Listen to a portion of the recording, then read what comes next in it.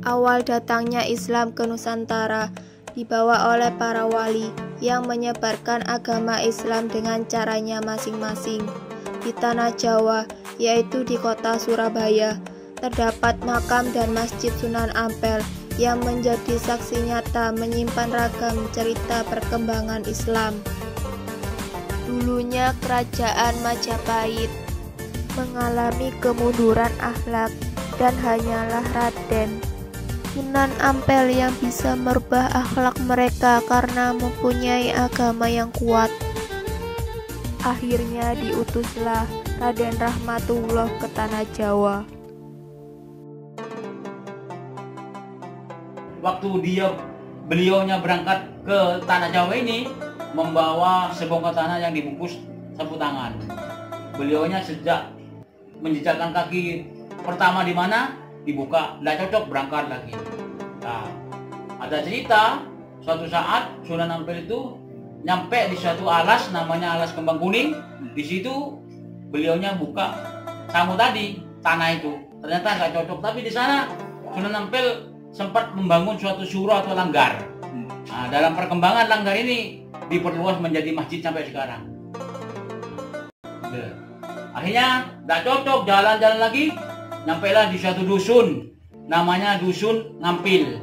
Memang dusun ini dusun yang berawa-rawa, yang menurut sekarang istilah tanahnya lempung, ya, tapi berair. Begitu tak kaki masuk ambles sekian, gitu loh. Nah, di sinilah beliaunya buka sangu tanah tadi, cocok, hanya membangun masjid ini. Belum pondok pesantren, membangun masjid ini.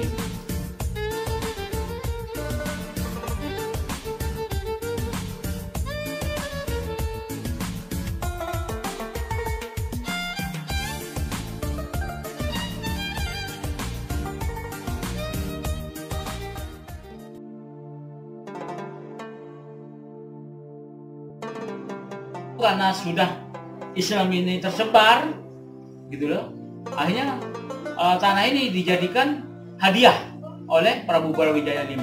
Awalnya sebagai tanah pinjaman atau perdiaan, ini dibuat hadiah. Buat kamu, dikelola di sana tanahnya, gitu loh.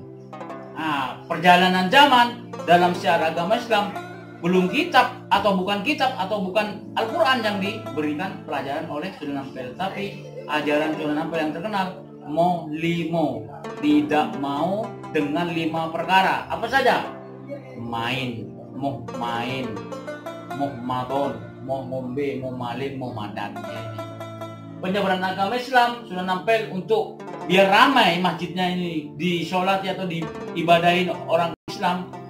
Beliaunya sempat ke Kampung Margi ini, sampai kampung situ memanggil orang-orang untuk sholat di sini. Ikut saya, mau kemana? Kami bilang, ayolah, saya punya gedung mega, masjid ini memang. Tapi sebelum masuk sini harus wudu dulu, ikuti cara berwudu. Hanya ikut semua. Meskipun belum semuanya orang masuk Islam, belum mengucap 2 kalimat syahadat, tapi dipraktekkan sama Sunan Ampel, caranya berwudu, caranya sholat begitu. Semua mengikuti Sunan Ampel gerak-gerik. Di dalam Masjid Sunan Ampel terdapat 16 kayu penyangga setinggi 17 meter dan sampai sekarang tetap berdiri kokoh. Mempunyai makna 16 kalimat basmalah, sementara angka 17 bermakna jumlah rakaat sholat wajib. Lantai masjid menggunakan material batu alam yang bisa memuai dan menyusut sesuai dengan keadaan iklim. Ornamen pintu yang berbentuk kipas merupakan pencampuran dari beberapa budaya. Di sini itu mengenal suatu istilah lubuk atau pencet. Berada di situ, di sebelah timur kantor ini, lantai hijau itu. Jadi tembok yang di atas ini dilobangin, dikasih kaca. Terus tidak tahu rumusnya bagaimana, ditarik garis agak nyerong. Nah, misalkan kaca yang memantulkan sinar matahari itu persis di tengah-tengah. Garis tadi itu sudah menunjukkan jam 12 siang. waktu istiwa namanya. Jadi kita mencet di sini, baru tukang muadzinnya ada.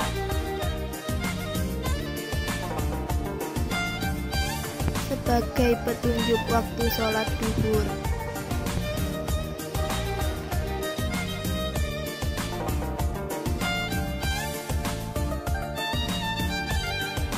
Bila dilihat dari radius beberapa puluh meter, hanya daerah Masjid Ampel yang memiliki banyak pohon memberikan manfaat menjadikan daerah resapan air hujan dan berpengaruh terhadap ketersediaan air.